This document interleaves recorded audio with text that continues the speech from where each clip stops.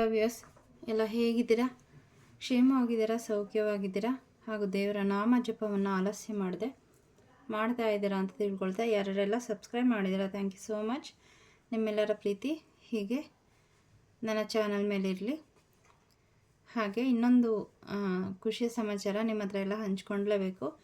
ನನ್ನ YouTube channel monetize ಆಗಿದೆ. So thank you so much. ಇದೆಲ್ಲ ನಿಮ್ಮ ಸಪೋರ್ಟ್ ಇಲ್ಲದೆ ಖಂಡಿತ ಸಾಧ್ಯ ಇರಲಿಲ್ಲ. ಹಾಗೆ ನಾನು ಸ್ಟಾರ್ಟ್ ಮಾಡಿ 3ರಿಂದ 4 ತಿಂಗಳು ಒಳಗಡೆ, ಅಂದರೆ ನಾನು 2 ವರ್ಷದ ಮುಂಚೆನೇ ಪ್ರಾರಂಭ ಮಾಡಿದೆ. ಬಟ್ ಟ್ಯಾರೋ ರೀಡಿಂಗ್ ಸ್ಟಾರ್ಟ್ ಮಾಡಿ 3 ತಿಂಗಳು ಒಳಗಡೆ ನಿಮ್ಮ ಇಷ್ಟೊಂದು ಸಪೋರ್ಟು ಮತ್ತು ಪ್ರೀತಿ ಸಿಕ್ಕಿರೋದು ಥ್ಯಾಂಕ್ ಯು ಸೋ ಮಚ್.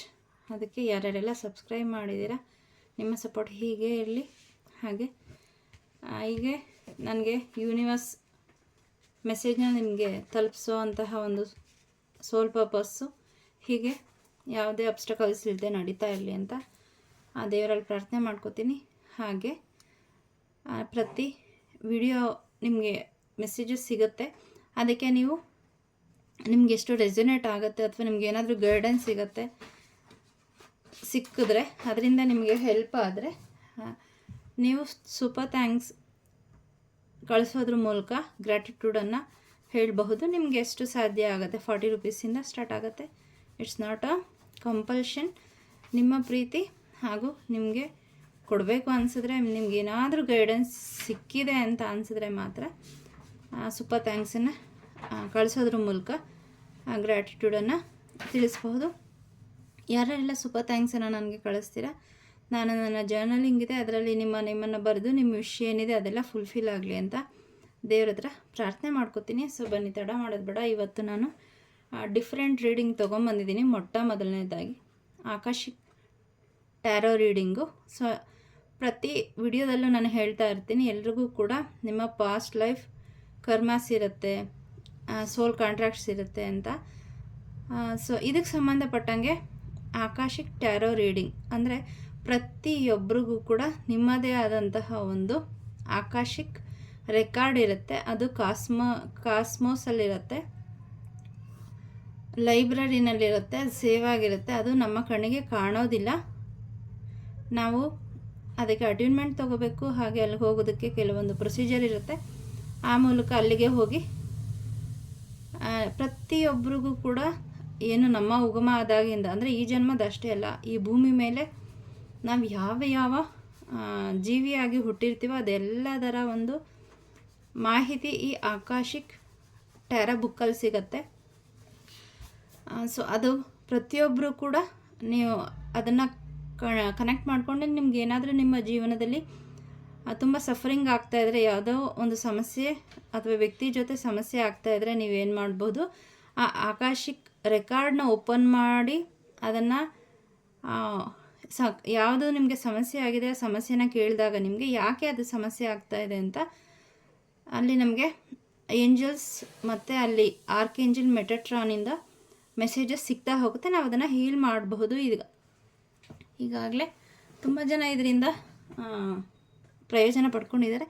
ನಿಮಗೂ ಯಾರಿಗಾದರೂ ನಿಮ್ಮ ಆಕಾಶಿಕ್ ರೆಕಾರ್ಡನ್ನು ನೋಡಿ ನಿಮ್ಗೆ ಯಾವುದಾದ್ರೂ ಸಮಸ್ಯೆ ತುಂಬ ಬಗೆಹರಿಸೋಕ್ಕೆ ಆಗ್ತಾನೇ ಇಲ್ಲ ಅಂತ ಅನ್ನೋದಿದ್ರೆ ಖಂಡಿತ ಕನೆಕ್ಟ್ ಮಾಡಿ.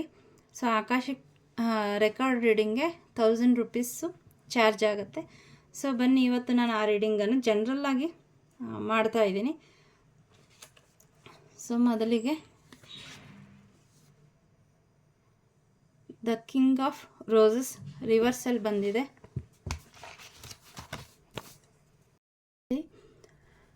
ಕಿಂಗ್ ಆಫ್ ರೋಸಸ್ ಇಲ್ಲಿ ಅಪ್ರೈಟ್ ನೋಡಿದ್ರೆ ಏನಿದೆ ಇಲ್ಲಿ ಹೇಳಿ, ರೋಸಸ್ ತುಂಬ ಇದೆ. ಈ ವ್ಯಕ್ತಿಯ ಕೈಯಲ್ಲಿ ಬಿಳಿ ಮತ್ತು ರೆಡ್ ಎರಡೂ ಕೂಡ ಅವರ ಕೈಯಲ್ಲಿ ರೋಸ್ ಇದೆ. ಇದು ಬ್ಯಾಲೆನ್ಸನ್ನು ಸೂಚಿಸುತ್ತೆ ಪ್ರೀತಿಯಲ್ಲಿ. ರೋಸ್ ಏನು ಸಿಂಬಲ್ ಹೇಳಿ, ಪ್ರೀತಿಯ ಸಂಕೇತ ಮತ್ತು ಸಾಫ್ಟ್ನೆಸ್ಸು ಮತ್ತು ಅಟ್ರಾಕ್ಷನ್ನು. ರೋಸ್ ನೋಡಿದಾಗ ಅದಕ್ಕೆ ಮನಸೋಲ್ದವರು ಇಲ್ಲವೇ ಇಲ್ಲ. ಮತ್ತು ಪ್ಯೂರಿಟಿಗೆ ರೋಸು ಸಂಕೇತ. ಮತ್ತು ಇವರ ಸುತ್ತ ಏನಿದೆ, ಯೆಲ್ಲೋ ಕಲರ್ ಫ್ಲವರ್ಸ್ ಇದೆ, ರೋಸ್ ಫ್ಲವರ್ಸ್ ಇದೆ. ಸೊ ಈ ಯೆಲ್ಲೋ ಕಲರು ಏನು ಸೂಚಿಸುತ್ತೆ, ಹೀಲಿಂಗ್ ಮತ್ತು ಕ್ರಿಯೇಟಿವಿಟಿನ ಸೂಚಿಸುತ್ತೆ. ಅದು ಕಿಂಗ್ ಆಫ್ ಲವ್. ಇದನ್ನು ಇಟ್ಕೊಂಡಿರೋಂತಹ ವ್ಯಕ್ತಿಯ ಜೀವನದಲ್ಲಿ ಪ್ರೀತಿಯಲ್ಲಿ ಬ್ಯಾಲೆನ್ಸ್ ಆಗಿದೆ, ಅವರ ಜೀವನ ಸ್ಟೆಬಿಲಿಟಿ ಇದೆ ಅನ್ನೋದು ತೋರಿಸುತ್ತೆ. ಅದನ್ನು ಅವರು ಇಟ್ಕೊಂಡಿದ್ದಾರೆ ಅಂದರೆ ಅವ್ರ ಜೀವನದಲ್ಲಿ ಎಲ್ಲ ಪ್ರೀತಿಗೆ ಸಂಬಂಧಪಟ್ಟಂಗೆ ಏನೇ ಸಮಸ್ಯೆ ಇಲ್ಲ ಅಂತ ಹೇಳಬಹುದು. ಮತ್ತು ಸೆಲ್ಫ್ ಲವ್ ಎದ್ದು ಕಾಣಿಸ್ತಾ ಇದೆ, ವೆಲ್ ಡ್ರೆಸ್ಡ್, ಅವ್ರ ಮುಖದಲ್ಲಿ ಕಾಮ್ನೆಸ್ ಇದೆ.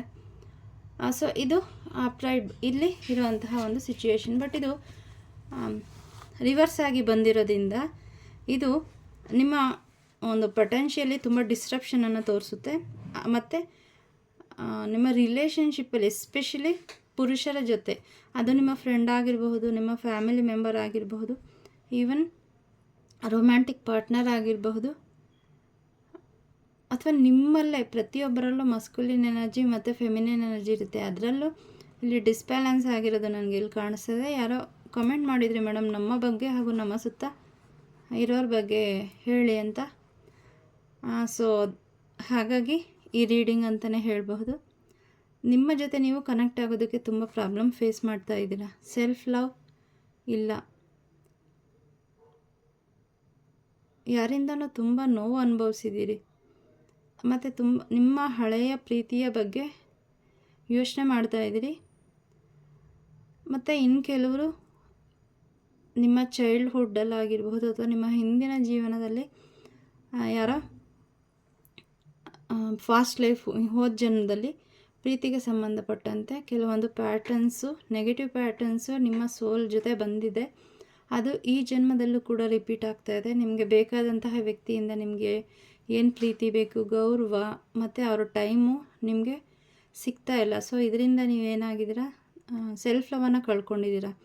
ಸೊ ಇಲ್ಲಿ ಬರ್ತಿರೋ ಅಂತಹ ಮೆಸೇಜು, ನಿಮ್ಮ ಜೊತೆ ಫಸ್ಟು ನೀವು ಕನೆಕ್ಟ್ ಆಗಿ, ಹಳೆಯದನ್ನು ಬಿಡಿ. ಯಾಕಂದರೆ ಪ್ರತಿಯೊಂದು ಎಂಡಿಂಗ್ ಜೊತೆಗೆ ಒಂದು ಪೊಟೆನ್ಷಿಯಲ್ ಆದಂತಹ ನ್ಯೂ ಬಿಗಿನಿಂಗ್ ಇದ್ದೇ ಇರುತ್ತೆ. ನೀವು ಆ ಭಾವನೆಯಿಂದ, ಆ ಆಶೆಯಿಂದ ನಿಮ್ಮ ಜೀವನದಲ್ಲಿ ಪಾಸಿಟಿವಿಟಿನ ಮೇಂಟೈನ್ ಮಾಡ್ಕೊಳ್ಳಿ. ಆ ಹಳೆಯ ನೆನಪುಗಳಾಗಿರಬಹುದು, ಹಳೆಯ ವ್ಯಕ್ತಿ, ಆ ಪ್ಯಾಟ್ರನ್ನು ನಿಮ್ಮನ್ನು, ಅದನ್ನು ಹೀಲ್ ಮಾಡ್ಕೊಳ್ಳೋದಕ್ಕೆ ಈ ಜನ್ಮದಲ್ಲಿ ನೀವು ಹುಟ್ಟು ಬಂದಿದ್ದೀರಿ. ಅದನ್ನು ಮತ್ತೆ ಅದರ ಹಿಡಿತಕ್ಕೆ ನೀವು ಸಿಗಬೇಡಿ. ನಿಮ್ಮ ಜೀವನವನ್ನು, ಆ ಪ್ಯಾಟ್ರನ್ನ ರಿಲೀಸ್ ಮಾಡಲಿಕ್ಕೆ ದೇವರು ಒಂದು ಅವಕಾಶ ಕೊಟ್ಟಿದ್ದಾರೆ. ಹಾಗಾಗಿ ಸೆಲ್ಫ್ ಲವನ್ನು ಬೆಳೆಸ್ಕೊಳ್ಳಿ. ಎಲ್ಲದಕ್ಕೂ ಒಂದೇ ಮಂತ್ರ, ಎಲ್ಲ ಸಮಸ್ಯೆಗಳಿಗೆ ಸೆಲ್ಫ್ ಲವ್. ನೀವು ಸೆಲ್ಫ್ ಲವಲ್ಲಿದ್ದರೆ ಅದೇ ರೇಡಿಯೇಟ್ ಆಗುತ್ತೆ ಯೂನಿವರ್ಸ್ಗೆ.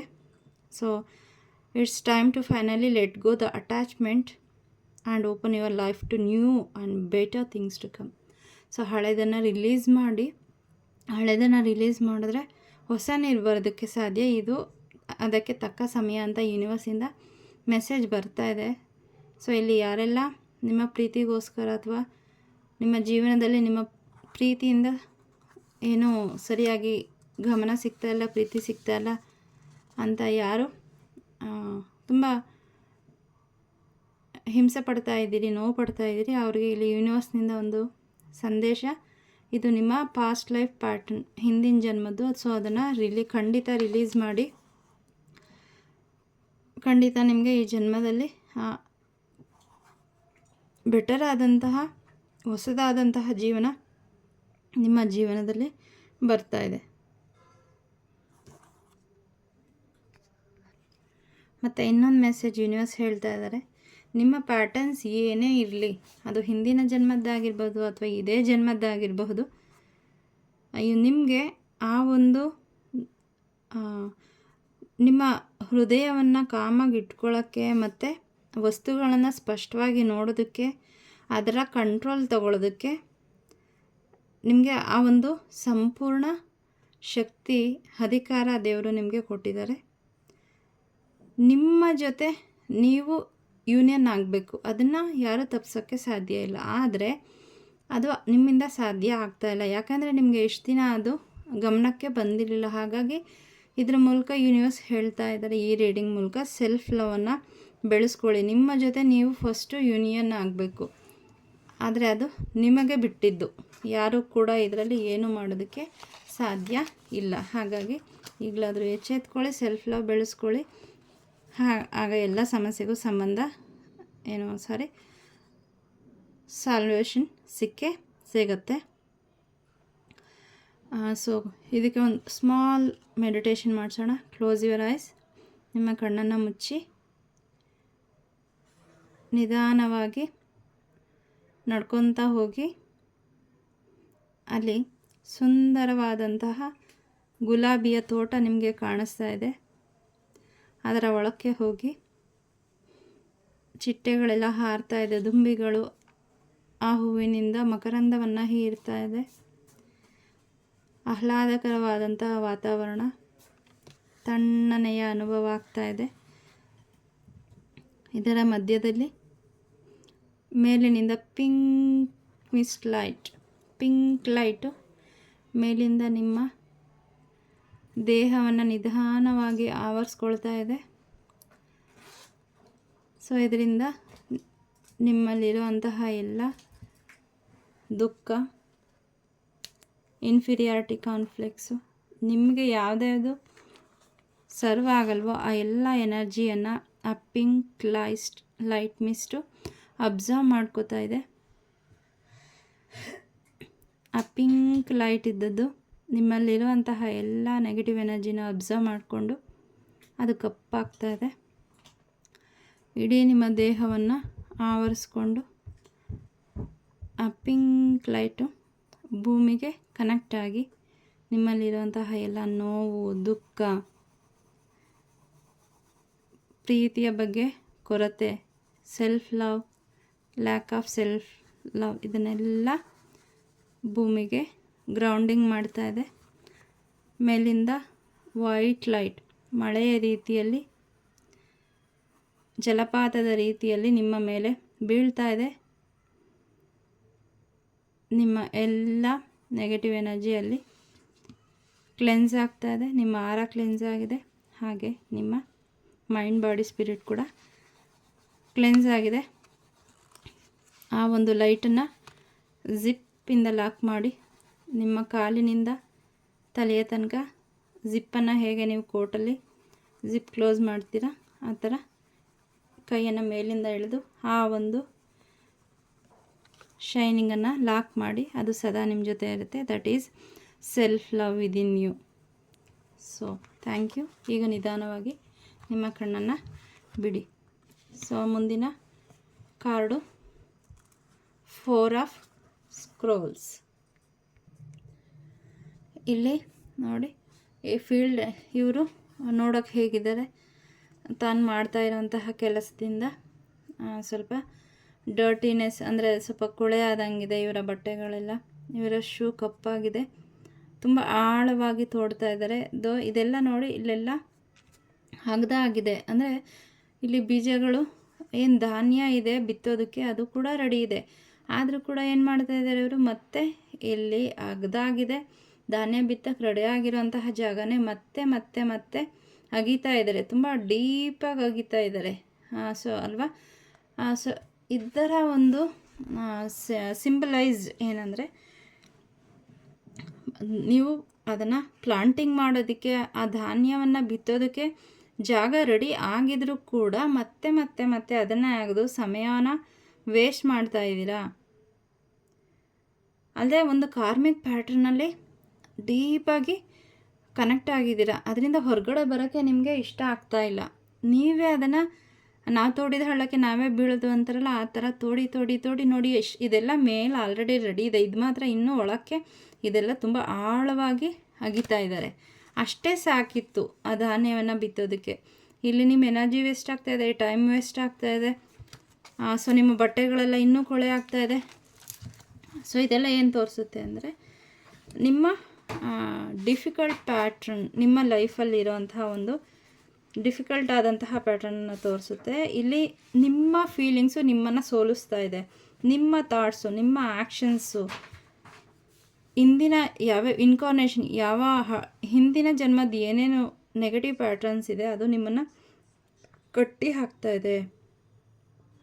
ಆದರೆ ನೀವು ಈ ಜನ್ಮದಲ್ಲಿ ಹಳೆ ಕಾರ್ಡಲ್ಲೂ ಕೂಡ ಇದೆ ನಿಮಗೆ ಆನ್ಸರ್ ಬಂದಿದ್ದು. ನೀವು ಅದನ್ನು ರಿಲೀಸ್ ಮಾಡೋಕ್ಕೆ ಬಂದಿದ್ದೀರಾ. ನಿಮಗೆ ಗೊತ್ತಾಗ್ತಾ ಇದೆ ಇದು ನನ್ನ ಹಳೆ ಪ್ಯಾಟ್ರನ್ನು, ಮೆಸೇಜಸ್ ಬರ್ತಾ ಇದೆ ನಿಮಗೆ, ಇದನ್ನು ನಾನು ಹೀಲ್ ಮಾಡ್ಕೋಬೇಕು ಅಂತ. ಆದರೂ ಕೂಡ ನೀವು ಅದನ್ನು ಮನಸ್ಸು ಮಾಡದೆ ಕಷ್ಟಪಟ್ಟು ನಿಮಗೆ ನೀವೇ ಆಳವಾಗಿ ಅದು ಗಟ್ಟಿ ಇದೆ ನೆಲ, ಅಗದು ಅಗದು ಅಗದು ಅಗದು ನೀವೇ ಅದರಲ್ಲಿ ಸಿಗಾಕೋತಾ ಇದ್ದೀರ. ಹಾಗೆ ನಿಮ್ಮ ಫೀಲಿಂಗ್ಸು ಕೂಡ ನೀವು ಮಾಡೋಂತಹ ಕೆಲಸದಲ್ಲಾಗಿರ್ಬೋದು, ನಿಮ್ಮ ಪ್ರೀತಿ ವಿಷಯದಲ್ಲಾಗಿರ್ಬೋದು, ಹಣಕ್ಕೆ ಪಟ್ಟಿದ್ದಾಗಿರ್ಬೋದು, ನಿಮ್ಮ ಕೆಲಸಕ್ಕೆ ಸಂಬಂಧಪಟ್ಟಿದ್ದಾಗಿರ್ಬೋದು, ಏನೇ ಒಂದು ಹೊಸ ಸಿಚುವೇಶನ್ ಬಂದ್ರೂ ಕೂಡ ಅದರಲ್ಲಿ ನೀವು ಪಾಸಿಟಿವ್ ಆದಂತಹ ಒಂದು ನಿರ್ಧಾರ ತಗೊಳ್ಳೋ ಚಾನ್ಸಸ್ ಇದ್ದರೂ ಕೂಡ ಅದೇ ಮತ್ತೆ ಆ ಪಾಸ್ಟ್ ಲೈಫ್ ನೆನಪಿನಿಂದ ಏನು ಮಾಡ್ತಾಯಿದ್ರೆ ಆ ಒಂದು ಪ್ಯಾಟ್ರನನ್ನೇ ಫಾಲೋ ಮಾಡ್ತಾ ಇದ್ದೀರ. ನಿಮ್ಮ ಇಂಟ್ಯೂಷನ್ ಹೇಳ್ತಾ ಇದೆ, ಇಲ್ಲ ನೀನು ಈ ಜನ್ಮಕ್ಕೆ ಹುಟ್ಟಿ ಬಂದಿರೋದು ಇದನ್ನೆಲ್ಲ ಬ್ರೇಕ್ ಮಾಡೋಕ್ಕೆ, ಹೊಸ ಜೀವನ ಪಡ್ಕೊಳ್ಳೋಕ್ಕೆ, ಆದರೆ ನೀನು ಅದನ್ನೇ ಮಾಡ್ತಾ ಇದೀಯಾ ಅಂತ.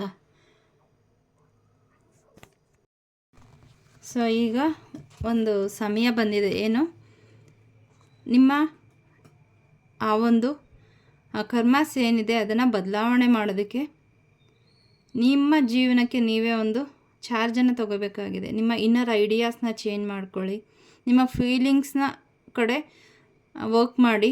ನಿಮ್ಮ ಪ್ಯಾಟರ್ನ್ಸು ಗೊತ್ತಾಗುತ್ತೆ ನಿಮಗೆ, ಇದು ಒಳ್ಳೆಯದಲ್ಲ, ಇದು ನಾನು ಬ್ರೇಕ್ ಮಾಡಬೇಕು ಅಂತ. ಆ ಥರ ಬಂದಾಗ ನಿಮಗೆ ಇಲ್ಲಿ ಮತ್ತು ಚಾಯ್ಸಸ್ ಮಾಡೋವಾಗ ಮತ್ತು ಹಳೆ ಥರನೇ ತಪ್ಪು ನಿರ್ಧಾರಗಳನ್ನೇ ತಗೋಬೇಡಿ.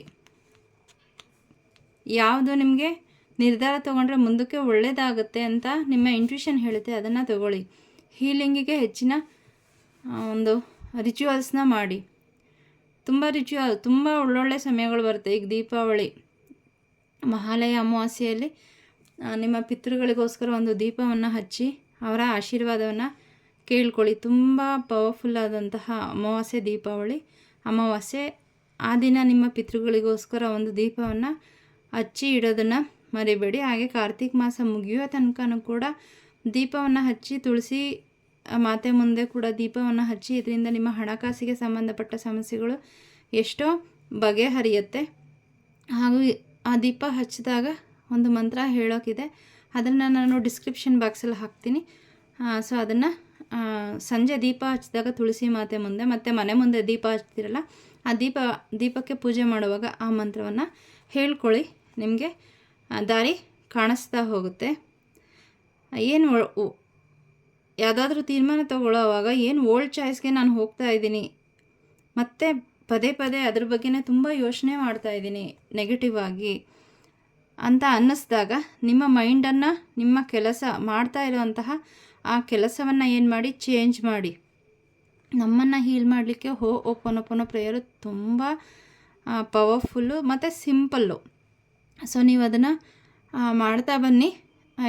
ನಿಮಗೆ ಇದಕ್ಕೇನಾದರೂ ಸಪ್ರೇಟಾಗಿ ಪ್ರೇಯರ್ ಬೇಕು ಅನಿಸಿದ್ರು ಕೂಡ ನನಗೆ ನೀವು ಮೆಸೇಜ್ ಮಾಡ್ಬೋದು. ಆ್ಯಸ್ ಯೂಶ್ವಲ್ ಅದಕ್ಕೂ ಕೂಡ ಎನರ್ಜಿ ಎಕ್ಸ್ಚೇಂಜ್ ಇರುತ್ತೆ. ಇಲ್ಲ ಅಂದರೂ ಕೂಡ ಎನರ್ಜಿ ಎಕ್ಸ್ಚೇಂಜ್ ಇಲ್ಲದೆ ನೀವು ತೊಗೊಂಡ್ರೂ ಕೂಡ ಅದು ವರ್ಕ್ ಆಗಲ್ಲ.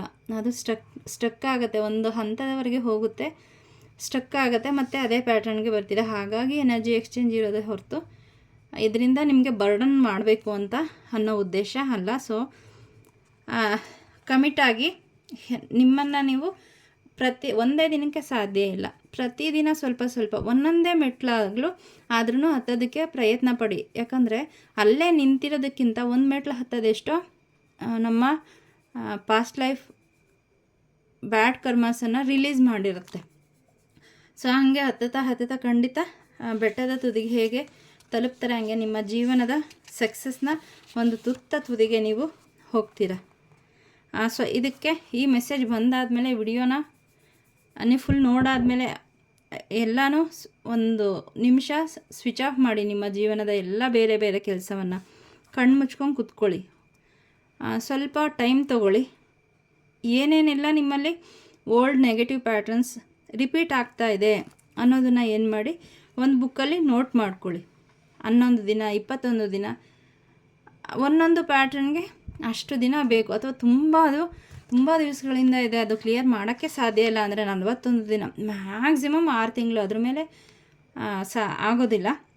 ಸೊ ಆ ಥರ ಪ್ರತಿಯೊಂದನ್ನು ನಿಮ್ಮ ಡೈರಿನಲ್ಲಿ ಬರ್ಕೊಂಡು ಜರ್ನಲಿಂಗ್ ಮಾಡಿ ಪ್ರತಿಯೊಂದನ್ನು ಟಿಕ್ ಹಾಕ್ತಾ ಬನ್ನಿ. ಇದಕ್ಕೆ ಆಯಿತು, ಇದನ್ನು ನಾನು ಹೀಲ್ ಮಾಡಿಕೊಂಡೆ 11 ದಿನ, 21 ದಿನ. ಸೊ ಹೀಗೆ ಮಾಡ್ತಾ ಬನ್ನಿ. ತುಂಬ ದಿನ ತಗೊಳುತ್ತೆ ಅಂತ ಅನಿಸ್ಬಹುದು. ನೀವು ಮೊದಲನೇ ದಿನ ಶುರು ಮಾಡ್ತಿರಲ್ಲ, ಆಗಲೇ ನಿಮ್ಮ ಅದು ರಿಲೀಸಿಂಗು ಸ್ಟಾರ್ಟ್ ಆಗ್ತಾ ಹೋಗುತ್ತೆ.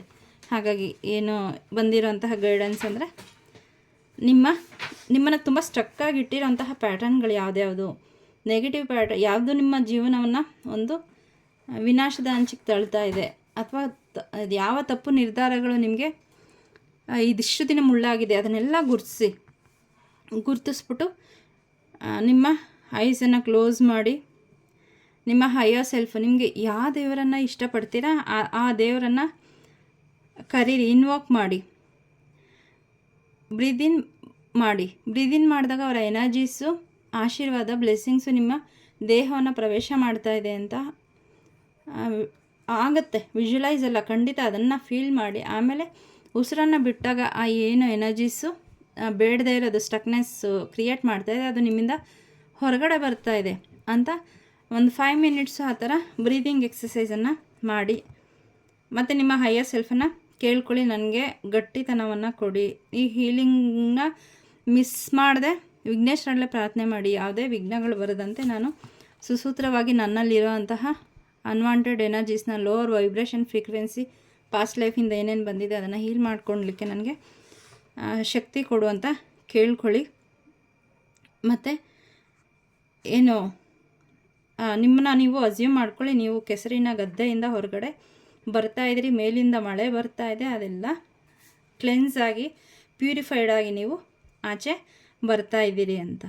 ಪ್ರತಿ ಬಾರಿ, ಇದು ಒಂದು ಬಾರಿ ಅಲ್ಲ, ಯಾವಾಗ ನೀವು ನಿಮ್ಮ ಜೀವನದಲ್ಲಿ ಸೋಲು, ಹತಾಶೆ, ನಾನು ಬಿದ್ದು ಹೋದೆ, ನಾನು ಇನ್ನು ಮೇಲೆದೊಳಕ್ಕಾಗಲ್ಲ ಅಂತೆಲ್ಲ ಅನಿಸುತ್ತೆ, ಈ ಥರ ಮಾಡ್ತಾ ಬನ್ನಿ. ಹೀಲಿಂಗ್ ಜೊತೆಗೆ ಖಂಡಿತ ನಿಮ್ಮ ಲೈಫಲ್ಲಿ ಚೇಂಜಸ್ಸು ಹಾಗೆ ಆಗತ್ತೆ.